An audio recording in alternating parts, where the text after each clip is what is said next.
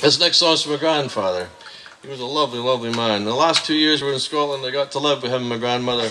It was a great time in my life. I just thought the world of both of them.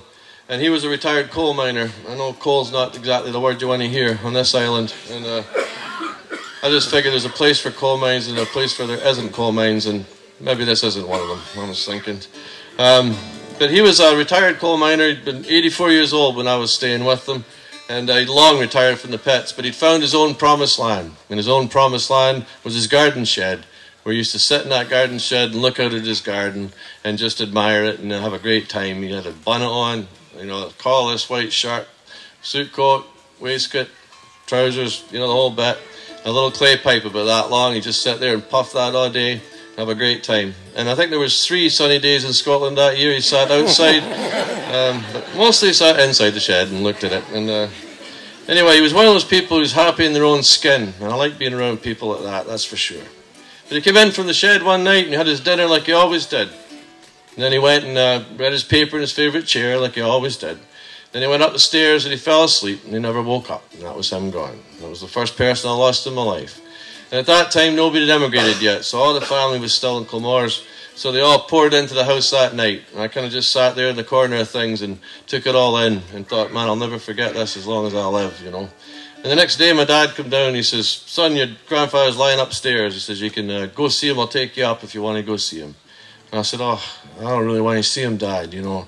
And he says, oh, that's a good decision. He says, if you don't go see him now, he says, he'll always live in your memory the way you picture him best. And the way I picture him best is sitting in that shed, puffing on his pipe, a happy man in his own promised land. Then very shortly after that, we moved to Canada, and it became our own promised land. And that was a grand thing. And but the song starts with us on the boat going to Montreal, but thinking back on what we're leaving behind as well. The song is called Promised Land.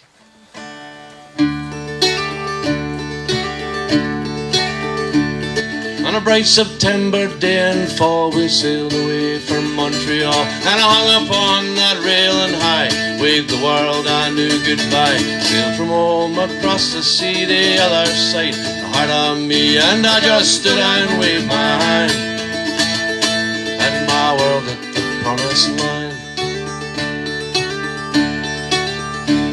And we ran like hares, ran through the closed, into the burning spaded roads, stood in the bridge by the Bowling Green, laughed our words in steady streams, arc a stone across the river, and the moment hung in time forever, and the sun shone on us every man, and my world in the promised land.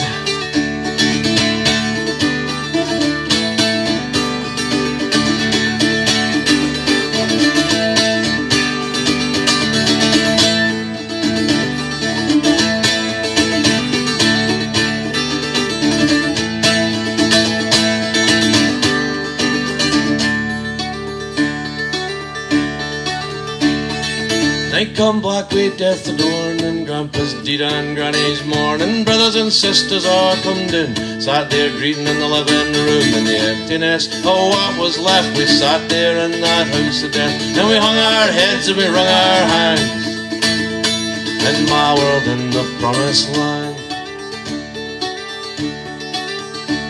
So I never saw him lying there, I never climbed the scaffold stair. Father left it up to me, choose to see or not to see. That's the road we walk alone, and I read the words upon the stone, sitting still his pipe in hand, and my world in the promised land. He's sitting still his pipe in hand, and my world in the promised land.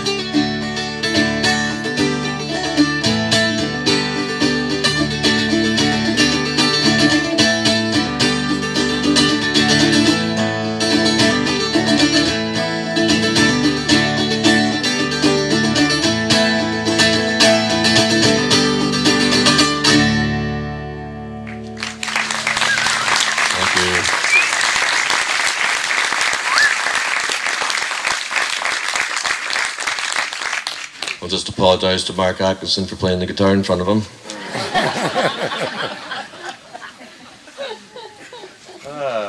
Gregor, could we do Come Rain or Come Shine, and then Yes. Yeah. Well, when Beth and I first got together, I was a chain-smoking high-rise construction worker living in downtown Toronto, biggest city in Canada. And she was, on the other hand, a holistic midwife. And she was living in a cabin in the woods, raising her kids, eating nuts and berries, you know, feeding small woodland creatures, you know, doing all these wonderful things. And I thought, oh man, I just have to start writing this girl's songs right away or I'm going to lose her, you know. And we only got together on the weekends, and I would race up to her place on the weekend as fast as that Honda would go. I'd leave the job site on Friday night, just dump everything and go see her, because that was the only time we got together that entire year, on the weekends. And every time I arrived, no matter when it was, she would always be standing there waiting for me. And she would always be standing framed in the light of her doorway. So she'd be backlit by that light, and I'd look up the hill at her cabin and see her there, and I'd think, man, that's why I moved all that cement, and that's why I ran the jackhammers all week to come and see this girl waiting for me. And so I wrote her this little love song. At the time I wrote it, of course, it was a love song from a construction worker to a midwife. Simple as that, you know. And I never expected to be doing this ever, you know. But, you know, she shoved me into this line of work and made it onto the third album and became a bit of a wedding song in Canada. A lot of people use it as their first dance and all of that, which I'm very, very happy about. I like to be associated with anything happy, even tangentially, because I'm usually so morose, it's unbelievable. So, you know, if I'm even tangentially happy with somebody, that's grand, you know. So, and then also I was really relieved it became the wedding song, because the previous one to that of mine that was used at a wedding was actually about the breakup of my first marriage, but had a wicked nice tune, it really did. And so I think when you were not listening to the lyrics and waltzing around, it must have felt great, you know. If you're listening to the lyrics, it was a kiss of death for your first dance. So I'm really glad this one came along. It's remotely hopeful, and it's called Come Rain or Come Shine.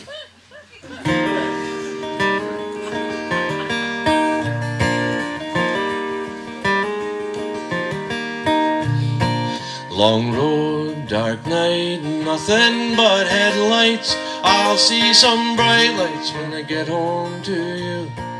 Framed in your doorway with your arms open wide, I'll hold you in my arms and fold you inside.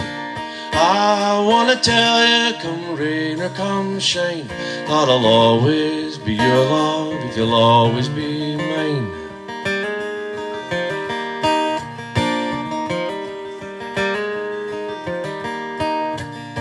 Sometimes I wonder what you see in me.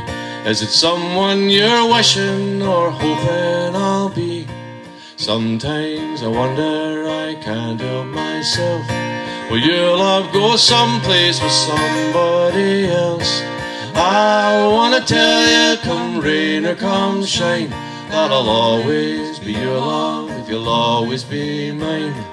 I wanna tell you, come rain or come shine, that I'll always be your love if you'll always be mine.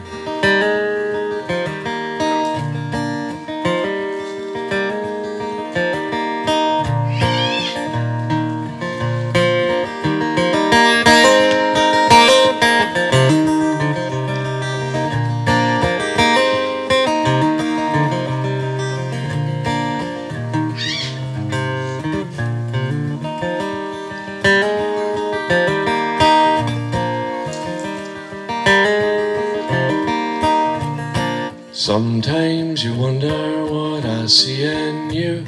Just picture the sun on an ocean of blue. Picture that ocean so deep and so wide. Feel the sun on the water and the pull of the tide. And I wanna tell you, come rain or come shine, that I'll always be your love if you'll always be mine. I wanna tell you, come rain or come shine, that I'll always be your love if you'll always be mine.